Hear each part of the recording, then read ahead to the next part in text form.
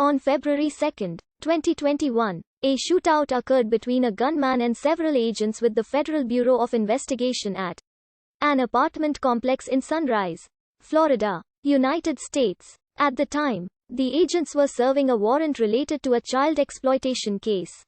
2 FBI agents were fatally shot and 3 others were injured. The gunman, who was the subject of the warrant, was later found dead after barricading himself inside the apartment. The incident was one of the deadliest in the FBI's history.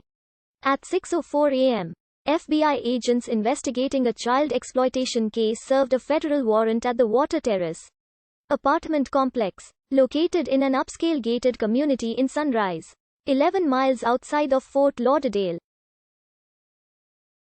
They were seeking a computer and other evidence for the case. The agents were being backed up by officers with the Sunrise Police Department. As the agents were about to execute the warrant, the subject of their warrant, who had reportedly seen them coming through a doorbell camera, began firing at them with a rifle. 5 agents were struck, 2 of them fatally, prompting a massive law enforcement response, including a SWAT contingency team from the Fort Lauderdale Police Department. One of the fatally wounded agents, Danielle Alfine, managed to return fire, despite being shot multiple times. The other deceased agent, Laura Schwarzenberger, was killed instantly. The gunman, who was wounded in the exchange, then barricaded himself inside the home for several hours and was later found dead from a self-inflicted gunshot wound. Witnesses calling 911 reported hearing multiple gunshots in the apartment complex. The shootout was the most violent incident in the FBI's history since the 1986 shootout that left 2 agents dead and 5 others injured. And it was also the first time an agent was fatally shot in the line of duty since 2008.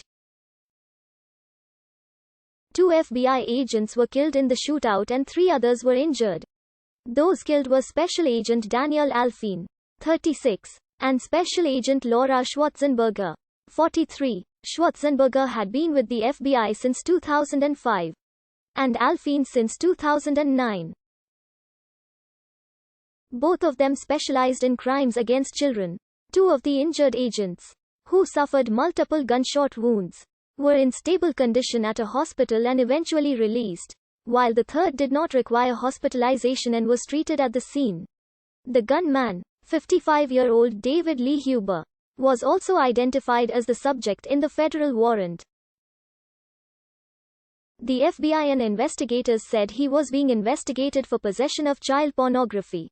A Sunrise police spokeswoman said the department hadn't had any prior dealings with Huber, nor were they aware of any prior concern that he was armed. The department later said they had been called to his apartment 3 times in April 2020. Twice in one day because of noise and nuisance complaints, and the third time for a medical run. His only interactions with law enforcement were through a series of traffic tickets and an eviction. In Colorado, Huber was born in Louisiana and lived in South Florida for most of his life. He married a woman in late 2000 and had 2 children. But he divorced her in 2016. Huber attended an unspecified college in Broward County.